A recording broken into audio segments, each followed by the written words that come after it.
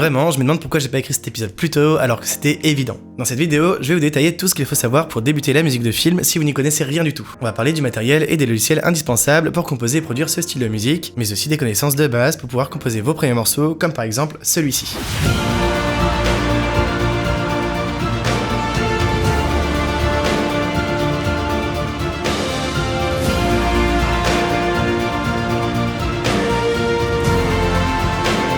Alors, installez-vous confortablement, faites-vous un café et prenez des notes. Je suis ETM, sur cette chaîne on parle de musique de film et aujourd'hui on va voir tout ce qu'il faut connaître pour débuter la musique de film.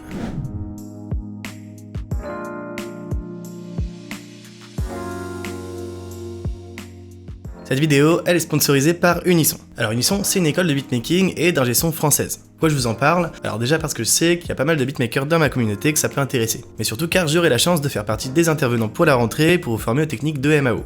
Jersey, le créateur d'Unisson, est lui-même un artiste qui a une bonne vision du milieu. Unisson, ils ont 2 établissements, un à Paris et un à Toulouse. Ils font très régulièrement des masterclass avec des poids lourds de l'industrie et des intervenants de premier choix, que ce soit sur la partie production, mais aussi en mixage et en mastering, ou encore sur la partie business et aussi juridique. Donc on est vraiment sur un cursus hyper complet. Vous avez compris, si vous voulez vous perfectionner dans le domaine du beatmaking et de la technique du son, Unisson est vraiment l'endroit idéal. Pour rejoindre l'école Unisson, je vous glisse toutes les infos en description et en commentaire épinglé. À Paris ou à Toulouse, il ne reste que quelques places pour la rentrée, donc ne traînez pas trop. Pour ma part, vous me retrouverez à Paris et j'ai hâte de vous y voir. Merci à Unisson d'avoir sponsorisé cet épisode et on passe à la suite. Pour faire de la musique de film, il y a 2 façons de faire. Soit vous êtes un compositeur à l'ancienne, dans ce cas vous écrivez vos partitions et vous faites enregistrer vos morceaux par la suite. C'est de plus en plus rare maintenant et dans ce cas, cette vidéo n'est pas pour vous. Soit vous êtes compositeur / producteur et vous passez par ce qu'on appelle la MAO. Et là vous enregistrez ou bien des maquettes destinées à être réenregistrées par de vrais instruments, ou alors directement les morceaux finaux destinés à être écoutés tels quels. Ça, c'est le plus courant aujourd'hui. Pour ceux qui ne sauraient pas ce qu'est la MAO, c'est la contraction de musique assistée par ordinateur. Autrement dit, avec la MAO, vous allez pouvoir composer, enregistrer et lire votre musique directement via votre ordinateur. Soit en enregistrant vous-même vos propres instruments, soit via des instruments virtuels que je vous détaillerai dans cette vidéo. Donc pour commencer, il va vous falloir un ordinateur. Si vous débutez, pas besoin d'avoir un ordinateur ultra performant. Néanmoins, il va vous falloir une machine plutôt récente avec un minimum de ressources pour plusieurs raisons. D'abord, pour le traitement des sons. La MAO va impliquer le traitement de pas mal de fichiers audio, et tout ça exigera une puissance de calcul relativement élevée. Et ensuite, tout simplement pour la fluidité de travail. C'est bête, mais si vous débutez la musique, il n'y a rien de plus frustrant et insatisfaisant que de travailler avec un ordinateur peu fluide à cause de ses performances. Ça, c'est un coup à passer à côté du plaisir de faire de la musique, simplement car vous n'avez pas un matériel adapté à ce que vous faites. A l'inverse, il sera beaucoup plus plaisant de profiter d'un ordinateur qui vous permettra de travailler sans interruption, avec peu de latence et qui vous assurera que vos projets se chargent et se jouent sans accroc. Franchement, je sais de quoi je parle. Pour votre PC, voici ce que je peux vous recommander. Pour votre processeur, qui sera la pièce prioritaire de votre PC pour la MAO, je vous recommanderais au minimum un i7 de chez Intel ou un Ryzen 7 de chez AMD. Autrement, un i9 ou un Ryzen 9 seront plus intéressants si vous avez le budget pour ça. Pour la mémoire vive, un grand minimum de 7 Go peut vous permettre de commencer. Cependant, vous verrez que vous serez rapidement limité si vous commencez à travailler sur des sessions chargées en instruments. Malgré tout, la RAM est assez facile et peu onéreuse à changer, donc vous pourrez facilement passer à 32 Go ou plus selon vos besoins au fur et à mesure. Pour le stockage, je vous conseille fortement de privilégier le SSD au disque dur physique. Tout simplement car la rapidité et le chargement de vos sessions et de vos instruments va énormément dépendre des performances de vos disques durs. Choisissez donc un stockage en SSD avec suffisamment d'espace pour stocker vos instruments. 1 Teraoctet en SSD, c'est un bon début car ça se remplit assez vite. En NVMe de préférence si vous le pouvez en fonction de votre carte mère. Pour ce qui est de la carte graphique, c'est archi secondaire en MAO. N'importe quelle carte graphique fera l'affaire. Quoi qu'il en soit, je vous glisse ma config personnelle en description. Et si vous souhaitez en savoir plus sur ce qu'il vous faut pour votre PC, j'ai fait une vidéo plus complète sur le sujet en barre d'infos. Avec ça, il va vous falloir un système d'écoute. Là, c'est important d'avoir un système d'écoute précis et qui permette d'entendre chaque détail. Ce sera très pratique notamment lorsque vous arriverez à l'étape du mixage et du mastering. Les équipements taillés pour le studio sont conçus pour offrir une bonne reproduction du son et surtout sans coloration. Alors là, vous avez le choix entre un casque ou des moniteurs. L'idéal, c'est quand même d'avoir les deux pour pouvoir passer de l'un à l'autre, surtout lorsque vous êtes à l'étape du mixage. Mais pour débuter, je vous conseille de choisir un casque en priorité, tout simplement car en plus d'être moins cher, vous n'allez pas avoir besoin de traiter l'acoustique de votre pièce, contrairement aux enceintes si vous voulez avoir de bonnes conditions d'écoute. En général, les casques fermés vont vous offrir une meilleure qualité d'écoute comparé aux casques ouverts. Ils vont aussi être très pratiques pour les enregistrements puisqu'ils empêchent le son de s'échapper et de se mélanger avec le son des microphones. Cependant, vous allez fatiguer votre oreille plus vite avec un casque fermé, donc c'est à prendre en compte si, comme moi, il vous arrive de bosser 8 heures d'affilée sur un morceau. Pour un casque fermé, je peux vous recommander le Beyerdynamic DT770 Pro qui est extrêmement répandu avec un rapport qualité-prix excellent. Vous avez aussi son cousin, le DT700 Pro X, beaucoup plus récent et très intéressant également. Et autrement, chez un autre constructeur, vous avez aussi les Focal Listen Pro bonne réputation et qui sont assez abordables. Du côté des casques ouverts, vous avez cette fois le DT990 Pro, toujours chez Beyers Dynamic en version 80 ohms. En gros, les ohms correspondent à l'impédance, et plus vous avez d'impédance sur un casque, et plus il vous faudra de puissance pour obtenir le même volume dans votre casque. Dans la même gamme de prix, vous avez aussi le AKG K702 qui est une bonne référence également. Et dans une gamme au-dessus, vous avez aussi le Sennheiser HD650 qui méritera toutefois une bonne amplification puisqu'on est sur une impédance de 300 ohms cette fois-ci. Pour les moniteurs, si on compare ça au casque, ils vous offriront une perspective sonore plus naturelle et plus représentative des environnements d'écoute que pourra rencontrer votre morceau. Si vous choisissez des enceintes de monitoring, choisissez des enceintes en fonction de l'espace dans lequel vous travaillez. Généralement, on conseille d'avoir une taille d'enceinte proportionnelle à la taille de la pièce. Typiquement, ce sera un peu abusé d'avoir une paire d'enceintes de 8 pouces et un subwoofer si vous bossez dans 5 mètres carrés. Si vous avez une petite pièce, des moniteurs de 5 pouces feront l'affaire. Pour les plus grandes pièces, vous pouvez taper sur du 7 ou 8 pouces. Là, vous avez la série HS de chez Yamaha qui est indétrônable pour débuter, de 5 à 8 pouces. Je pourrais aussi vous conseiller la série T de chez Adam Audio qui a un rapport qualité-prix excellent. Là, vous avez une version en 5, 7 et 8 pouces et c'est des enceintes qui ont une très bonne réputation. C'est un super choix à mon avis. Pour pouvoir relier tout ça à votre PC, il vous faudra ensuite une carte son, car celle incluse dans votre PC et la connectique qui va avec va probablement être insuffisante pour supporter tout ça. En plus de ça, on en parle très peu, mais une bonne carte son va prendre en charge une partie des ressources demandées à votre processeur lors de vos sessions. Donc ça améliorera la fluidité de votre PC et ça réduira la latence. Et enfin, si vous souhaitez vous enregistrer, ce sera aussi un élément indispensable à avoir, car c'est là-dessus que vous allez brancher votre micro ou votre instrument. Là, vous en avez pour tous les prix, mais si vous débutez, je vous conseille de ne pas exploser votre budget là-dedans. Ce qui va être important, c'est le nombre d'entrées que vous voulez, suivant le nombre d'instruments que vous souhaitez enregistrer en simultané. Faites attention là-dessus, car une entrée signifie une entrée mono. Si vous voulez enregistrer un instrument en stéréo, comme certains synthés par exemple, il vous faudra 2 entrées, une pour la gauche et une pour la droite. Pour la plupart des configs, une bonne vieille Focusrite 2i2 fera largement l'affaire, et là on est sur une carte son à 2 entrées. C'est ce que j'ai personnellement depuis 6 ou 7 ans, et j'en suis très content. Autrement, vous avez aussi la Universal Audio Volt 2, qui est très intéressante, toujours avec 2 entrées et avec un petit préampli intégré. Une fois que vous avez un PC suffisamment performant et un bon matériel d'écoute, il va vous falloir un logiciel pour composer et enregistrer votre musique. Ça, c'est ce qu'on appelle un DAW pour Digital Audio Workstation. C'est un peu le centre névralgique de votre home studio, car c'est ce logiciel qui va permettre de communiquer entre votre matériel physique et toute la partie virtuelle de votre équipement. Avec ça, vous allez pouvoir tout faire. Composer, enregistrer, éditer, mixer, etc. Chaque DAW a ses forces et ses faiblesses, et il en existe un certain nombre. Mais au final, peu importe celui que vous choisissez, l'essentiel c'est de trouver celui qui correspond le mieux à votre style de travail, car ils ont tous des fonctionnalités communes qui vous permettront d'avoir le même résultat à la fin. Pour ceux que j'aime bien et que je peux vous recommander, on a évidemment Cubase qui est le plus répandu pour la musique de film. FL Studio, c'est celui que j'utilise personnellement et que vous voyez dans mes vidéos. Il y a aussi Logic Pro X que j'ai pu utiliser au conservatoire et qui est top lui aussi. Et Studio One que j'ai pu utiliser aussi avec certains de mes élèves et qui est vraiment agréable pour travailler. À ce logiciel, on va pouvoir ajouter toute une série de plugins, donc de petits sous-logiciels, appelez ça comme vous voulez. Ce sont les VST, des instruments virtuels que vous allez pouvoir intégrer à votre station de travail. Lorsque vous allez acheter votre DAW, vous allez avoir quelques instruments et quelques effets audio qui vont être inclus dans votre logiciel. Mais ce sera bien souvent pas suffisant pour créer tout ce que vous voulez. Comme ce sont des logiciels qui permettent de produire plein de styles de musique différents, il y a peu de chances que vous ayez spécifiquement ce qu'il vous faut à l'intérieur. Pour ça, on va pouvoir importer des instruments virtuels externes à votre logiciel. Pour la musique de film, on pourra par exemple choisir des banques de sons d'orchestre, des percussions, des synthés virtuels, etc. D'abord, vous allez avoir Kontakt qui est très répandu, car c'est un lecteur d'instruments qui est très utilisé par beaucoup d'éditeurs d'instruments virtuels. Autrement dit, pas mal d'instruments virtuels que vous allez acheter vont avoir besoin de ce lecteur pour être joués. C'est un plugin assez pratique car il permet d'empiler plusieurs instruments si besoin et donc de limiter les ressources demandées à votre processeur. Pour les sons d'orchestre, je peux vous recommander d'abord BBC Symphony Orchestra de chez Spitfire. Ils ont une version gratuite de leur orchestre que vous pouvez télécharger et utiliser sans contact d'ailleurs, donc c'est vraiment gratuit. Et ils ont aussi 2 autres versions plus abouties qui sonnent vraiment bien, et c'est ce VST que j'utilise en priorité personnellement.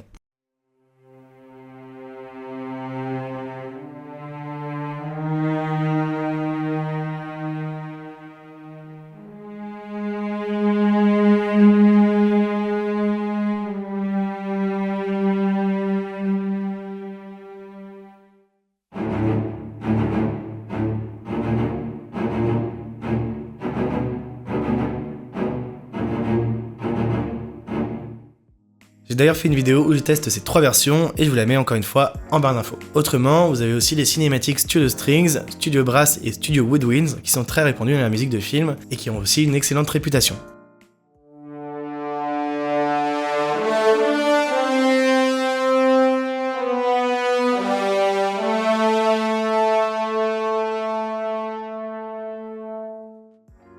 vous avez aussi l'éditeur Orchestral Tools qui fait des banques de sons très sympas comme par exemple la Berlin Series. Quoi que vous choisissez, je vous conseille fortement de choisir des banques de sons avec des instruments séparés, c'est-à-dire avec par exemple les violons, alto, violoncelle, etc. jouables individuellement, car ça vous permettra de bien apprendre à composer pour un orchestre comparé à des ensembles où vous avez tout en même temps. Pour les percussions, vous avez Percussion Element 2 et 3 qui sont des banques gratuites.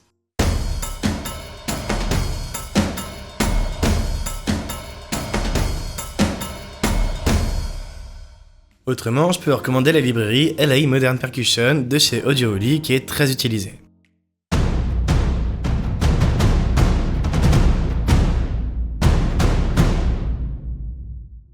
Vous avez aussi Zimmer Percussion qui est intéressante chez Spitfire, ou encore les percussions Abbey Road Orchestra du même éditeur, ça commence à faire un budget pour débuter. Enfin, pour tout ce qui est synthétiseur, vous allez avoir plusieurs choses intéressantes. D'abord, vous allez avoir les instruments plus ou moins conçus pour créer des ambiances qu'on retrouve au cinéma. Je pense au plugin Labs de chez Spitfire qui est totalement gratuit. Vous allez y retrouver des sons de pad électroniques et des sons très texturés, mais aussi quelques sons d'orchestre plus ou moins retravaillés au passage.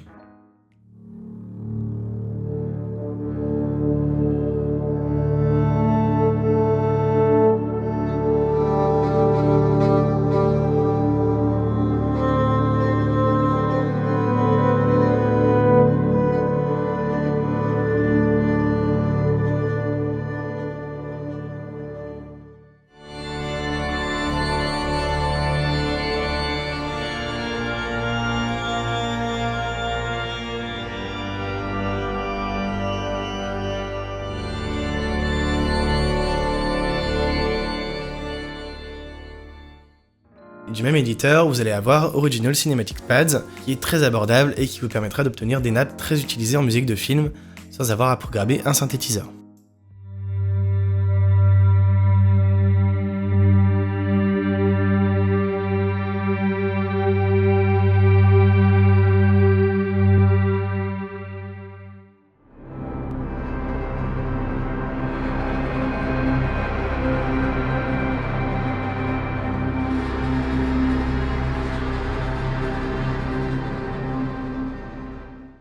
Si vous avez un peu d'expérience là-dedans ou que vous souhaitez vous lancer dans la synthèse, je ne peux que vous recommander mon synthétiseur préféré, AKS Serum de chez Xfer. Cette fois, il faut avoir un peu plus de connaissances en synthèse car tout est modulable pour créer vos propres sons. Bien sûr, vous avez quelques presets, mais c'est surtout le côté tout paramétrable qui va être intéressant là-dessus.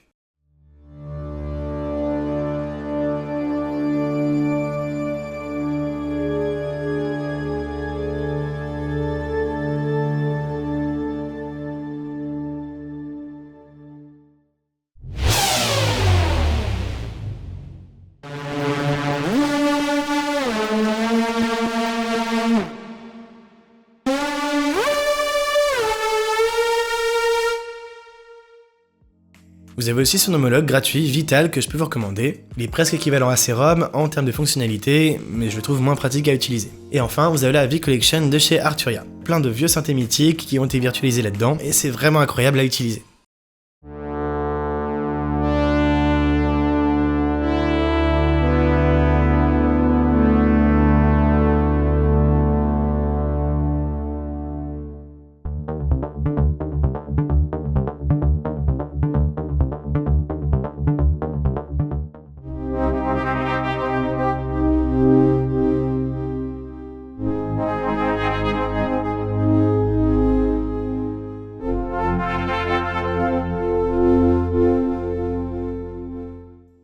Une fois que vous avez tout ce qu'il vous faut pour lire et écouter votre musique, vous pouvez aussi vous procurer un clavier MIDI et pourquoi pas un contrôleur. Là, ça fait pas partie des indispensables, mais ça vous apportera notamment un confort de travail qui s'entendra sur vos morceaux. Le clavier MIDI est un clavier de piano qui va se brancher en USB à votre ordinateur et que vous pourrez utiliser pour jouer et enregistrer en direct sur votre logiciel. Ça se branche au même titre qu'un clavier AZERTY. Autrement dit, il n'y a aucun son qui sort de cet objet, et si vous le branchez pas, c'est juste un bout de plastique. C'est vraiment pratique pour la composition lorsque vous allez chercher vos idées, et pour l'enregistrement de certaines parties, car le fait d'enregistrer certains instruments à la main en direct va vous permettre d'avoir un rendu plus naturel que si vous le faites à la souris. Pour de la musique orchestrale, je vous recommande vivement ce format de clavier en 88 touches, puisque vous allez avoir besoin de toute la plage de notes, du plus grave au plus aigu. Dans ce format de clavier, vous avez le Arturia Keylab Essential 88 qui est très peu cher, c'est celui que j'utilise personnellement et j'en suis très content. Et un peu plus haut de gamme, vous avez aussi le clavier de chez Native Instruments, le Control S88 MK3, c'est dur à dire, qui lui va être optimisé pour le VST Contact en vous affichant par exemple les notes et les key switch en surbrillance, ce qui est super pratique.